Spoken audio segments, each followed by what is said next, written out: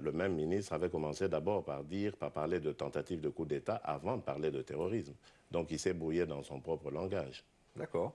Et comment vous vivez cela? Vous considérez simplement que c'est une manipulation, C'est une qu'il n'y a pas eu de manipulation. tentative de coup d'État? Non, à mon avis, c'est une manipulation qui justifierait, comme je vous l'ai dit, une reprise en main musclée. Parce que l'opposition prévoit une sortie historique, qui s'annonce déjà historique, le 24 avril. Elle a été annoncée par la bouche même de M. Étienne Tshisekedi.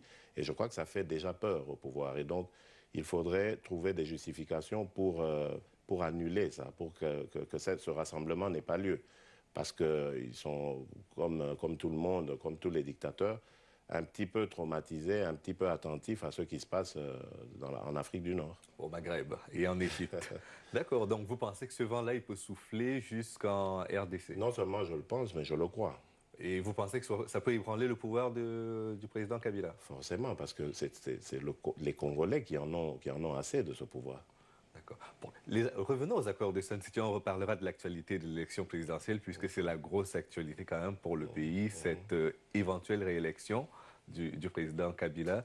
Depuis Sun City, on n'a plus beaucoup entendu parler de l'UDPS et encore moins du président Tshisekedi. Qu'est-ce qui s'est passé? Vous estimez que Sun City, c'est une page qui est tournée ou qu'il n'y a rien à ajouter? Ah non, non, non, non, absolument pas, parce que nous tirons nos stratégies, nos positionnements et même nous considérons la marche actuelle par rapport à Sun City. Il y a des choses qui se sont décidées là-bas. Malheureusement, nous déplorons le fait qu'elles n'aient pas été vraiment respectées. Hein, par exemple, le sens dans lequel on ferait les élections. Donc on avait prévu de commencer par les locales pour terminer par les présidentielles, mais jusqu'ici, il n'y a jamais eu de local du tout. On avait pensé au recensement, par exemple, avant de faire l'enrôlement de la population et l'identification nationale. Donc tout ça, ça a été bouleversé.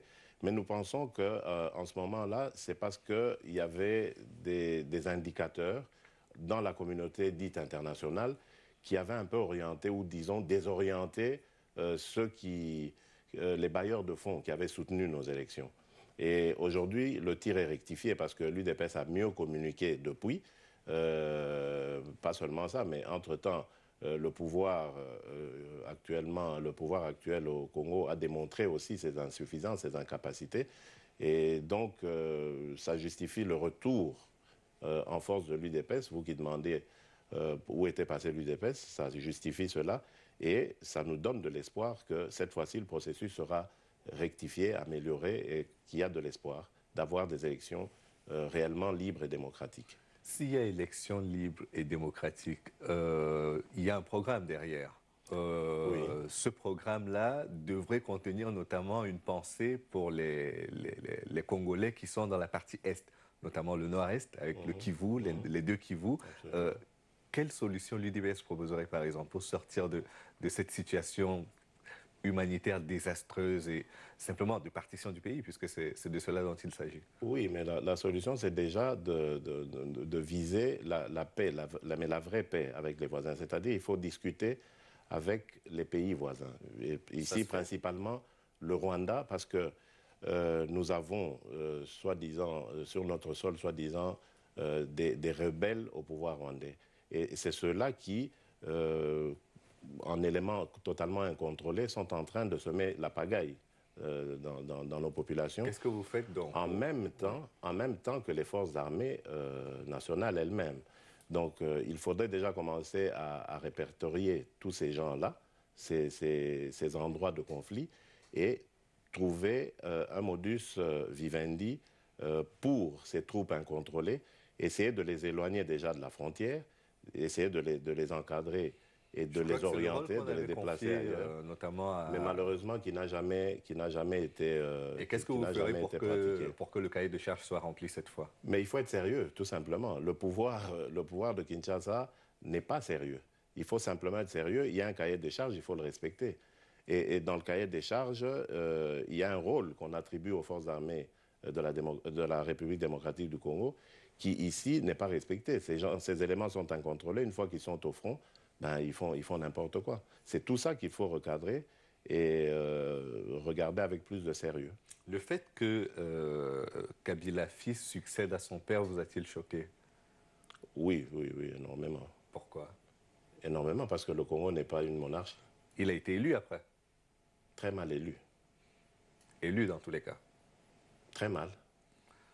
Et c'est pour ça que vous estimez qu'il ne pourra pas remporter les prochaines élections? C'est des élections à un tour, je vous rappelle. Oui, nous sommes pratiquement certains que s'il ne triche pas, il ne les remportera pas. Il n'y aura pas de candidature unique de l'opposition, à ce que je sache. Nous sommes en train de cheminer vers une candidature unique. Nous pensons pouvoir la réaliser, mais bon, nous savons qu'entre-temps, le pouvoir aussi y met du sien pour diviser l'opposition. Et donc, nous ne savons pas ce qu'il en adviendra, mais ce qui est certain, c'est que nous travaillons dans ce sens. D'accord.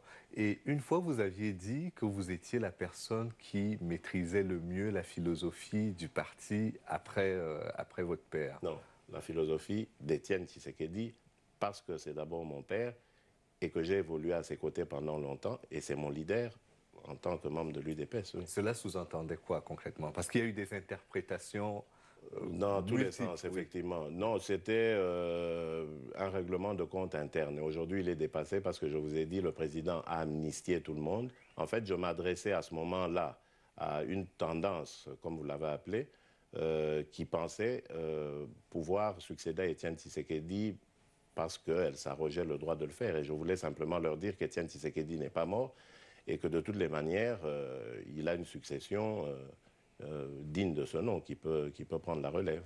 D'accord. Et maintenant, pour reparler des questions mécaniques et techniques d'élection, aujourd'hui qu'on a remplacé la commission électorale indépendante, est-ce que vous pensez que toutes les conditions techniques sont réunies pour la tenue des élections en RDC? Absolument pas, parce que déjà, quand vous regardez dans cette commission, il y a 4 membres qui sont attribués à la majorité et 3 de l'opposition. Et encore, dans l'opposition, il y a une opposition dite institutionnelle et il y en a une extra-parlementaire, comme nous, de l'UDPS, dont nous n'y sommes pas représentés. Et c'est là déjà le premier couac. Normalement, une commission que l'on voudrait réellement indépendante, elle doit représenter toutes les tendances politiques du pays et même de la société civile. Mais là, on ne voit rien. Et donc, ça annonce déjà certaines irrégularités, d'autant plus que celui qui la chapeaute, le pasteur Ngoï Mulunda, est connu notoirement comme étant un ami du président Kabila. Dernière question, et nous y répondra en 10 secondes simplement. Désolé d'être aussi court, mais en Côte d'Ivoire, on a vu une élection plutôt bien organisée qui s'est terminée du fait de la partition du pays très mal, par une crise post-électorale qui continue de durer. La RDC n'est pas très loin de là. Vous pensez qu'on peut sereinement organiser des élections avec le Kivu, les 2 Kivu qui sont encore en situation d'occupation? Oui, nous le pensons si la communauté internationale joue son rôle. Exactement le même rôle qu'elle a joué en 2006. Mais un peu corrigé cette fois-là, parce qu'en 2006, elle était venue pour un candidat. Cette fois-ci, si elle vient... Pour quel candidat? Pour Kabila? Celui qu'on a fait passer, évidemment. Et si cette fois-ci, elle vient pour tous les candidats, pour les Congolais en général, eh bien, je crois qu'on réussira notre pari. Merci beaucoup, M. Félix Tshisekedi. Je rappelle que vous êtes le secrétaire national aux relations extérieures, aux partis amis de l'UDPS, qui est l'Union pour la démocratie et le progrès social en RDC. Merci encore une fois. C'est moi qui vous remercie, M. Kemaï. Et merci à vous également d'avoir suivi cette émission jusqu'à son terme. Rendez-vous demain pour une autre édition de l'entretien du jour. À bientôt.